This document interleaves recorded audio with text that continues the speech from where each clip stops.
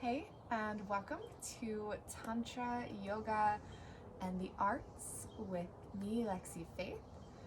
So, today we're going to talk about Ayurveda. So, Ayurveda has 3 doshas, which is, it's like an energy type using nature.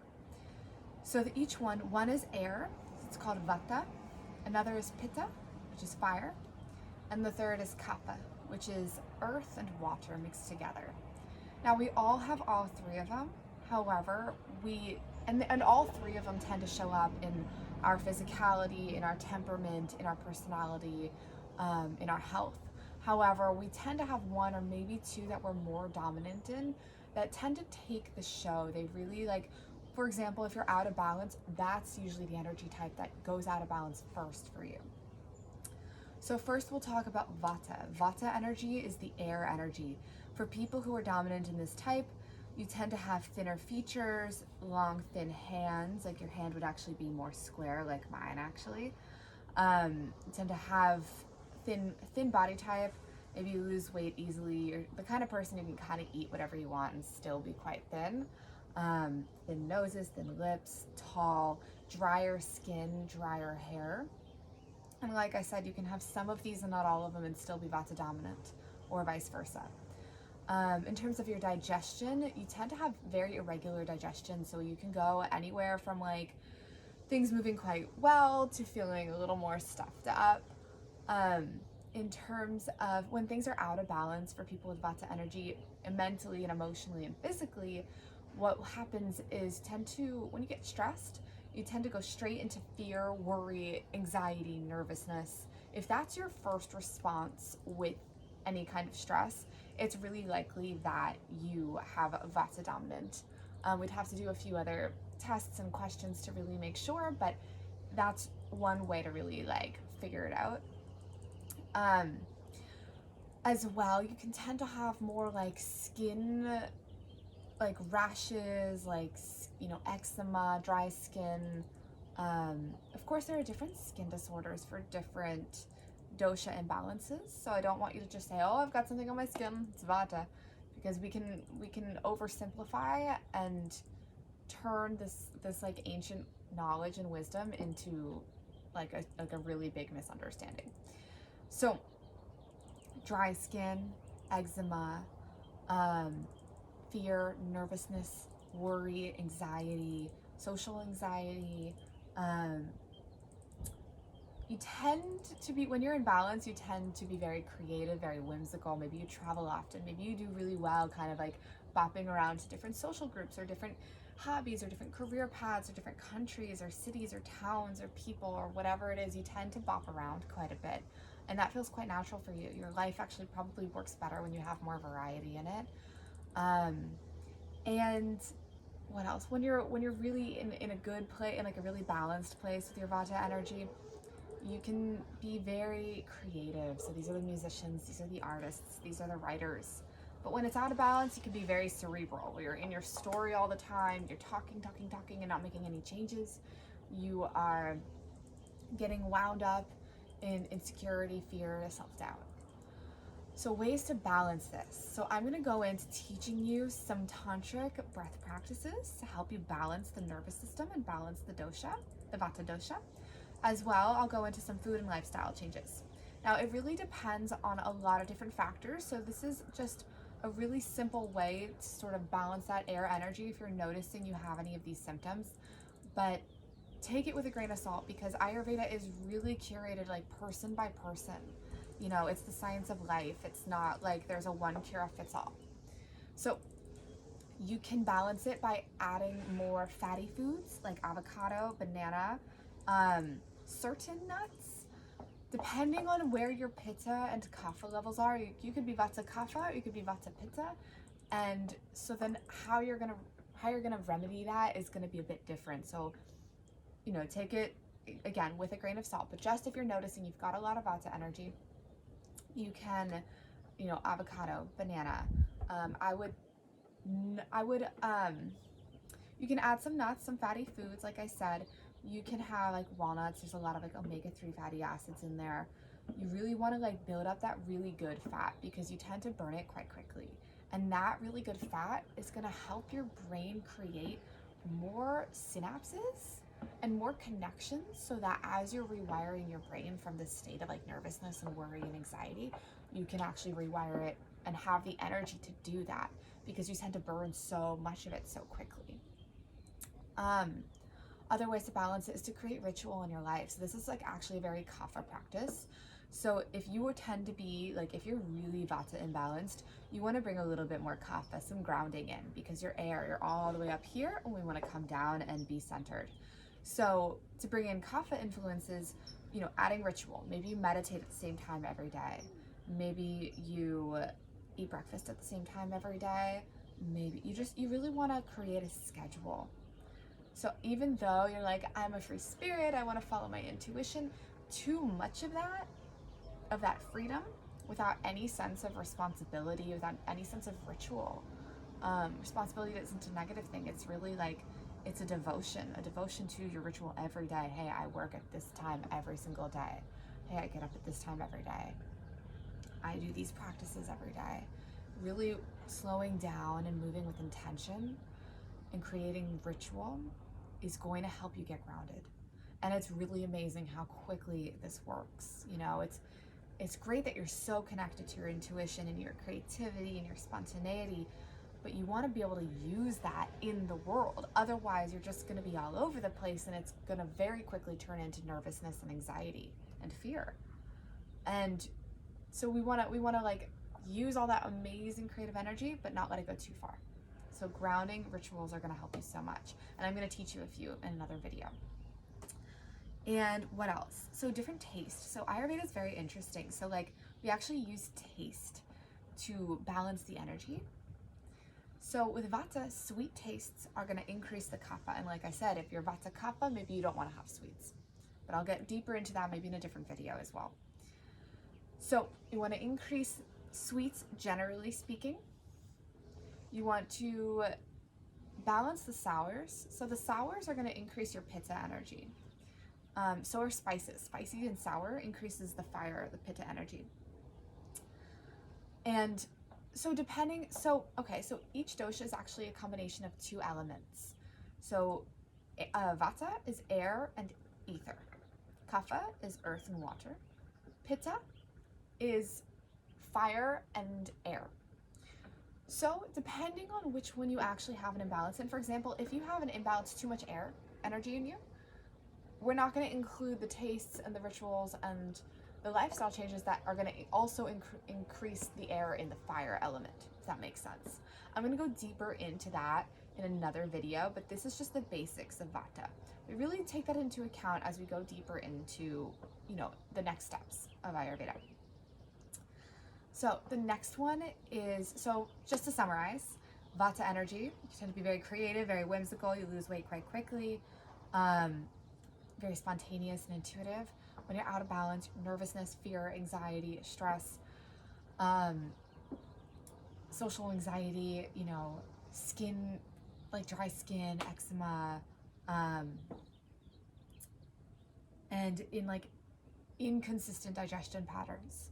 Digestion's a big part of Ayurveda, so even though it's a little funny to talk about out here, it's an important part of your health. Okay, going into Pitta. Pitta dosha. Pitta is fire. So actually a lot of Westerners have a lot of Pitta. This is really common because we're socialized to be go, go, go, go get them, go build, go do things, boom, boom, boom, all the time. So if you're noticing this isn't your natural way, but you're living in a culture where like you're kind of encouraged to be this way, I bet COVID and quarantine was like the perfect space for you to just like, whew, come back into your element. A quick note, you can be born with one or two dominant doshas and due to socialization, due to lifestyle factors, have an imbalance in a different dosha because you're basically acting out of alignment with what is natural for you. So for Pitta doshas, when you are in balance, you're the entrepreneurs of the world, you're the athletes of the world, you're the CEOs, the bankers, the go-getters, like you are the workforce, you are ready, you can go and make things happen. Like you are not floating around, you're here, you're present, you can build, you can profit, you're really here to like do something, to take action. You're not interested in the nurturing, compassionate energy of Kapha or the like all over the place energy, creative energy of Vata. You're here to really just get grounded and make things happen. Again, we all have all three, so you may have elements of each, but if this is like your dominant way of behaving in the world, it's likely you're Pitta dominant. When you're out of balance, when you're stressed, notice, do you get irritable? Do you get angry really quickly? Do you get snappy or sassy or bitchy or whatever language you want to give this energy of this fire that's a little too fiery, that kind of burns people? You get kind of snappy with people, you get irritated, you get pissed, you get mad. So some people, when they get stressed, this is their first response. This is a Pitta imbalance. When we start to see, and you can actually take these doshas and apply it to everything in life. It's quite interesting. It's really a lens to look at energy through. We'll get deeper into that, but just to keep it simple, focus on yourself, focus on like, when you get stressed, what is your first response? So other physical responses are like excess bowel movement. Skin can be really oily and red, like rosacea, acne. If you have a lot of acne, like 99% you have a Pitta imbalance. I'd have to look deeper, but it's usually what that is. Especially, it's like different kinds of acne too, right? Like, because it's, again, if it's more dry skin, it's probably a Vata Pitta imbalance. Maybe both are imbalanced. If it's really oily acne, it's most likely a Pitta imbalance. If it's like under the skin acne that kind of like there's no like whiteheads or anything, it's like under, it's more of a Kapha imbalance. So it's really, there are slight differences. But yeah, oily skin, maybe you get oily hair really easily. You tend to have Vata imbalances are more like rashes. Pitta imbalances are more like oily, like red skin rashes rather than like eczema rashes. Other imbalances with Pitta are, you notice it a lot in personality, because these are the types who are like red-faced and just kind of stressed and angry, and like that typical bullish caricature of like, the bankers or in New York City, like maybe more back in the day, of they're like eating their steak and they're drinking their whiskey and they're red and they're bullish, and like it's this type of like angry, like in Tantra we would call them more like masculine energy, but women have these imbalances too. And that anger can also be turned inward. It may not be so external in how you respond and behave with others, but maybe you get like really mad at yourself, or you're really, really self-critical. Mentally with Vata, it's more like anxious, nervous, worried, like, oh my God, and critical in that kind of sense. Versus with Pitta, it'd be more like, oh my God, it was so stupid of me. Like, I'm like, I can't, like, you get really angry with yourself. If it's turned internally. So it can show up in different ways. Just because you don't have one clear-cut, cookie-cutter response based on like what I'm saying, get a little creative or ask questions. If you've got any questions about this, just like comment below, DM me. I'm happy to help. To bring Pitta into balance again, we want to see what else is out of balance and what else is your natural energetic type. So bringing in all of those elements, you really work with a trained Ayurvedic practitioner to help you do that on an individual level. However, just on a general note, to bring Pitta into balance, we want to bring cooling breath work. Cooling, maybe you put mint and cucumber in your water. That really cools it down. You want to bring cold things in. One other note on the Vata energy, I totally forgot. So Vata foods, you want to not eat raw. Raw food is going to increase your Vata energy. Vata food, you want to eat cooked food. You want to eat root vegetables if you're vegetarian or vegan. You could actually eat some meat if you're Vata and you eat meat. It's actually would help ground you. You don't have to if you're vegetarian or vegan, but it's actually okay for you. Vata people, you just do not want to eat raw food, ever. Cook everything. Soak your seeds, soak your nuts. Cook all your veggies, cook your salad, put your salad just lightly, put it on a pan and fry it up with some oil, just lightly, cook all of your food in Vata. And if you have a Vata imbalance, you want to add a lot of oils to your meals. I'm going to go deeper. I'm going to just go from each to the other, actually, I'm noticing, because more things are coming through. So for Vata as well, you want to actually do like Abhyanga, like self-massage with oils, and different oils have different factors, right? So if you have a Pitta, for Pitta people, oils are actually okay for you too, but you want to have more cooling oils. So coconut oil is actually a very cooling oil, but it can also trap heat. So if you're Vata, coconut oil is actually great because it's like super grounding. But if you have a lot of Pitta, you actually maybe don't want to use coconut oil because it's going to trap the heat in your skin and your body, holds it inside.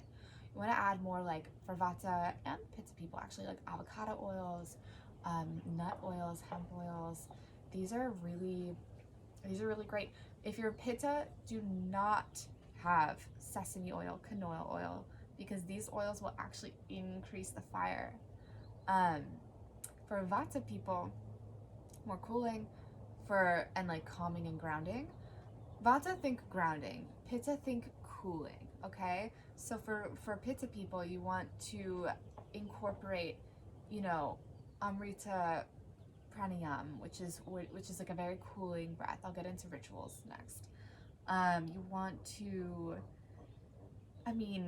really use this fire you've got, and it's your confidence, it's your fierceness, it's your power, but you don't want it to be so out of balance that it ends up hurting people, which is like often what it does when it's really out of balance. So cooling food, even like ice cream or like vegan ice cream, cold smoothies, frozen berries with yogurt or coconut yogurt. What else can you have if you're Pitta unbalanced? Cooling veggies and fruits like cucumbers, squash, mint, different herbs. We'll get into herbs as well, maybe in another post. These are just the basics. Okay, I'm sure more will come. We'll go into Kapha. So Kapha energy is grounded. It's the nurturer. It's compassionate. It's that like mama bear, papa bear type of energy. It's, people with a Kapha dominant energy type tend to gain weight very easily. Like you can look at a muffin and gain weight. Tend to hold on to it physically. For you, movement is your medicine. So like Vata and Pitta tend to be moving quite a bit anyways. Kapha tend to be really slow and grounded, which is awesome. But you need to get some energy moving sometimes, especially because if you're out of balance and you have a Kapha dominant dosha type, you can fall into depression, which is more like a lethargic depression, versus if a Pitta dominant is in depression, they're like angry at themselves. And if a Vata dominant is in depression, it's usually like this anxious depression. Like it's self-critical and it's like very anxious, worried, like, oh my God, like I'm like, what do people think of me? What do I think of me? Like what's going on? Like this like fearful, like confusion. Whereas with Kapha imbalances, it tends to be more like lethargic. You don't get out of bed. Like I said, you can have all three, but just be aware of which energy is out of balance, right? And some people are totally balanced in all three. They're called tridoshic. So when something gets out of balance, they can notice, oh, like really lethargic today. Like this is a bit of a Kapha imbalance. For Kapha people, an imbalance is an excess of mucus and phlegm. So if you're having like a cold and a cough and this like wet, yeah, like this wetness in your lungs, it is definitely a Kapha imbalance.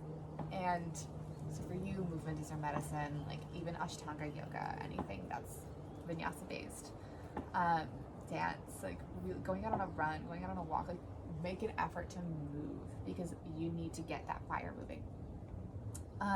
If, for example, if you're Pitta Kapha, you actually might need to be a little bit more creative and work with more practices that are going to help you become more creative and more whimsical and more spontaneous and intuitive. Versus if you're Kapha Vata, you need to get that fire moving because you got a lot of ideas and you sit down and you just don't do anything.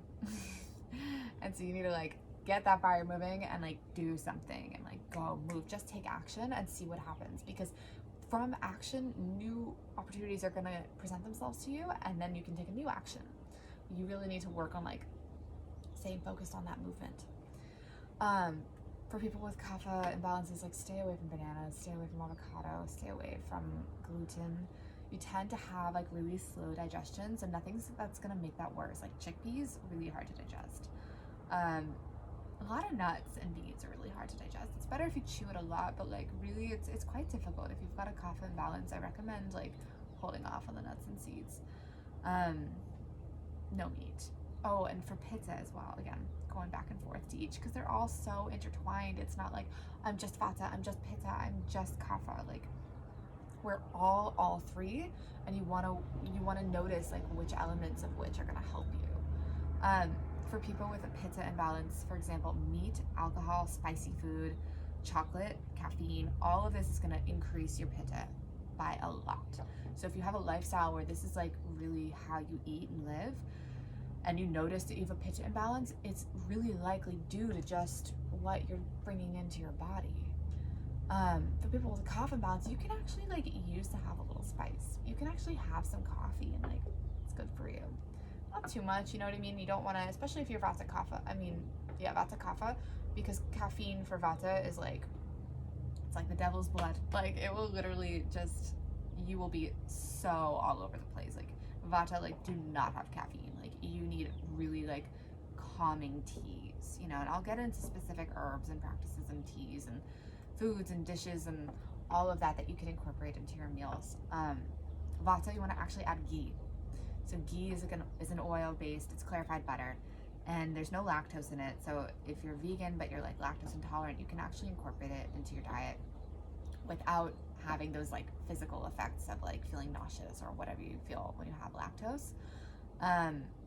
And having that ghee actually oils and lubricates the joints, because when you have a Vata imbalance, your joints tend to be really, really dry and like in pain. Maybe you've got arthritis, this is all Vata. For people with Kapha, or people with Pitta, you tend to be very oily. Like you could hold off on all that oil. Actually, would like only incorporate cooling oils if you're gonna incorporate any at all. Definitely nothing that's gonna heat you up. Like no spice. Turmeric is like really the only spice that is like okay for Pitta people, because it's an anti-inflammatory. The rest, most of the rest, will really increase that Pitta and that fire. For people with Kapha, if you've got more of a Pitta imbalance, you want to increase that fire. So a little bit of caffeine, a little bit of spices. You know, maybe you have chai. Chai is good for you. You want to really not have any dairy, actually. If you have a Kapha imbalance, like ghee is all right, again, because there's no lactose in it, but dairy is going to increase that phlegm. It's gonna be hard to digest. It's like you really want to take care of your digestive system. So caffeine can actually help you like amp that up. It's a little coffee or something, but you don't want to have any foods that are going to be difficult to digest, like meats, bread, gluten, dairy. You really want to, if you want to increase that Vata energy, add more raw foods to your diet, add more cold smoothies to your diet. That's all going to increase Vata. If you want to increase that Pitta, add more spices to your meals.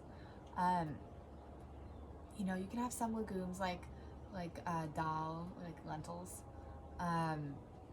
but peas and lentils are all right. But having something like chickpeas, certain like cashews, these are very difficult. Almonds, very difficult to digest. So you don't want to like stock up on the hummus, you know. To balance with taste, for kapha dominant people, no sweets. No sweets. You can increase the sour, you can increase the bitter. So bitter tastes are going to increase that Vata energy. Pungent taste, so that's like potatoes are pungent. Increasing that pungent taste. Even though potatoes are root vegetables, which are quite grounding, the taste is actually can help increase more Vata energy too. What else? No sweet potatoes. You know, you can have more spicier foods like peppers. You can have like, what else can you eat for kapha people? I would like really focus on raw foods. I really would. You don't have to eat an entirely raw vegan diet, but I would really focus on raw foods, release the gluten, release the dairy. If you do eat meat, like maybe just some fish, like light fish. For people, so this is like, kapha dominant people can actually really benefit from like the new age diet conversation around veganism, etc. People with a Vata dominant can actually probably benefit more from keto, which has meat in it, which has more like grounded foods. people with a Pitta dominant can really benefit, I guess, a little bit from the new, like the raw vegan world is actually quite good for Pitta dominant because it's cooling. But you know, smoothies, like if you're Pitta dominant, like every day you should be having a cold smoothie. You know, you should put you know, have coconut water, have cucumber or mint in your water. Anything that's going to cool you down. So these are some basics of the 3 doshas, some dietary habits and changes into your diet, your lifestyle, and really what to think about for each one. So Vata is a lot of air, you want to ground it. Pitta is a lot of fire, you want to cool it. Kapha is a lot of earth, you want to move it, you want to move the soil, right? So if that makes sense to you, if you've got any questions, I jumped around to each one. So, and there's a lot more where that came from. If you've got any questions, if you've got any concerns, any personal questions, if you're asking about Ayurvedic herbs, we'll make an entirely different video on those probably. And anything else you're curious about with Ayurveda and any specific breath practices or rituals you'd like to incorporate based on your Ayurvedic dosha, please let me know because those will be coming out soon. All right, and that's it for today on Ayurveda and how you can use Ayurveda to balance your energy, to really get to know yourself on a physical level, as well as on an energetic, on a mental level, and see your life through this lens that incorporates nature into your daily living rather than thinking, oh, I need to count my calories, or oh, I need to eat healthy, so I'm going to eat raw vegan. Meanwhile, you have a Vata dominant dosha type, and raw vegan can actually make you even less healthy. It can actually increase that fear and that worry and anxiety if you're already dominant in that energy type. So it's really important to start to get to know yourself, listen to yourself, start to see each lens, and then you can make the appropriate changes. Okay? Thank you all. Have a great day. And if you've got any questions, DM me.